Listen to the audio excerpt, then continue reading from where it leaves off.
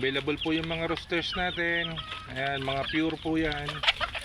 Pure Darag roosters. Ayan, meron po tayong mga ano dito, 3 months, 2 and 1/2 months, may 4 months. Ayan, ayan po yung mga edad. Mura ko lang po yan i-out yung mga roosters sa mga naghahanap po dyan. PM lang po kayo sa page natin. Sa Facebook po si Manu Ka ni Bilog. Yung page po natin Darag ni Bilog. Tsaka paki-subscribe na rin po sa YouTube channel natin, Manu Ka ni Bilog. Ayan. Thank you po doon sa mga subscribers natin. Sa wala po sawang papagabang sa mga videos natin.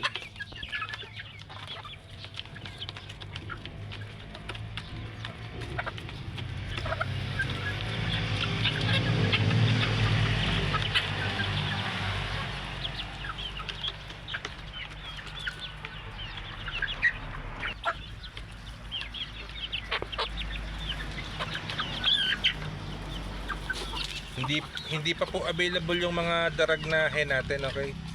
Roosters lang po yung available. Ito po kasi mga hen na to nakaline na for breeders.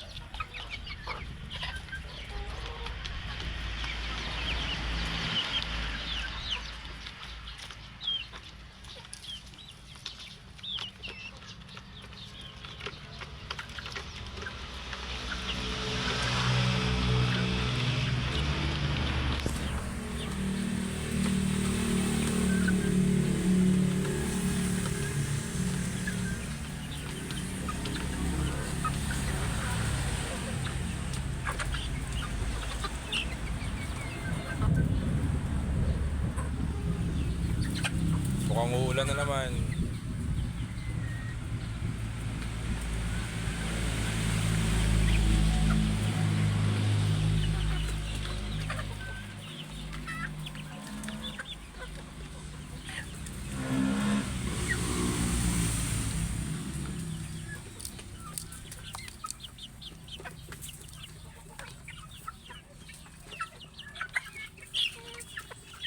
Mga 60 hens natin, mga 4 months old, for breeders. Yan, available po yung mga roosters natin na ganyan. Yan, available po yan. Astigin na nag-aaral lang tumila ako yan.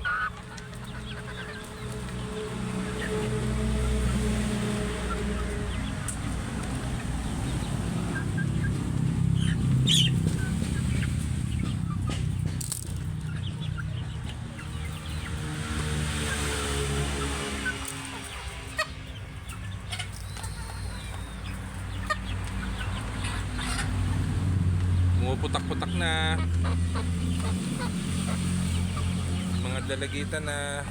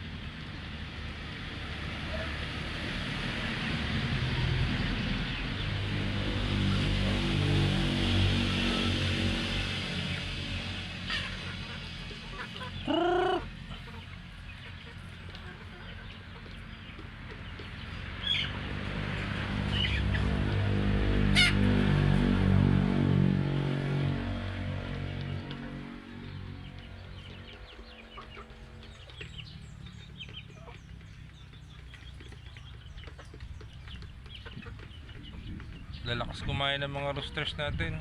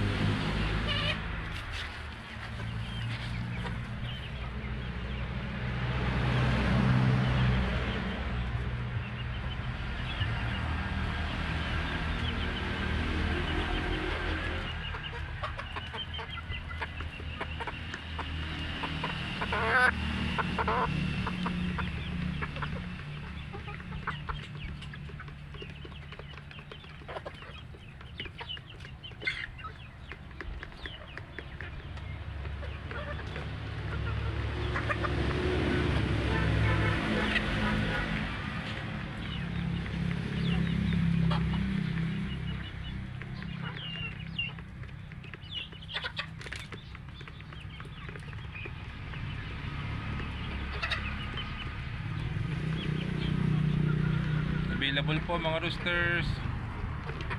Yan, 3 months, 4 months, meron po tayo dyan. And meron tayong 2.5 months.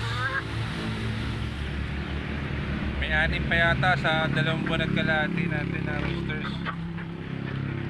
Available pa rin yun.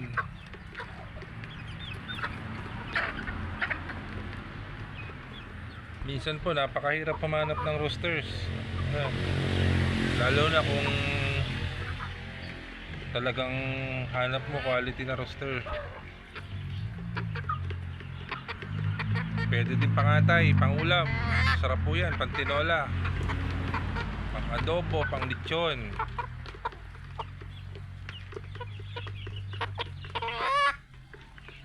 Diba? Nagre-react siya. Roosters lang daw ano, hindi hen.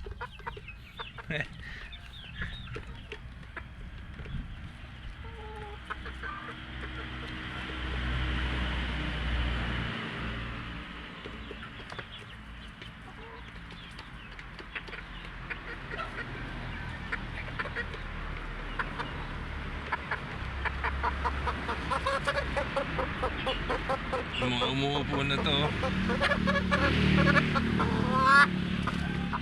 Kala mo naman ay nakastahan eh.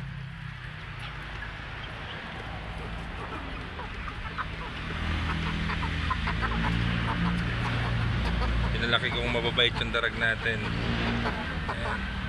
Hindi po sila may ilap.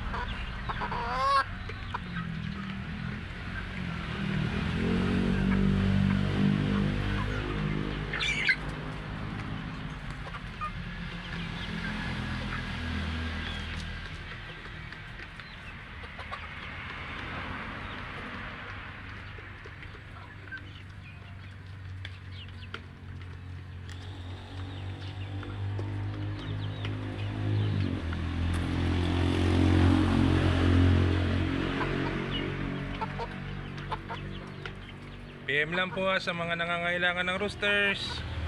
PM lang po kayo. Sa mga naghahanap ng roosters dyan na bata pa, meron po tayo dito 2 months, 3 months, 4 months. Yan. Roosters lang po yung pang-out natin sa ngayon. Wala pa rin po tayong pang-out na fertile eggs sa mga nagtatanong, okay? Nakasalang pa po sa mga breeders natin. Dito po kasi sa darag hindi tayo gumagamit ng, kumbaga hindi tayo masyadong gumagamit ng incubator. Bale isa dalawang incubator lang yung papaganahin ko dito. More on traditional way ng breeding. Papalimliman po natin sa mga hen. Since marami tayong hen, papalimliman natin sa mga hen. Okay. Dalawa lang yung incubator na gagamitin natin dito. Hindi natin i-incubator lahat. Both gagawin natin yung traditional at saka yung advance na pagbibreed.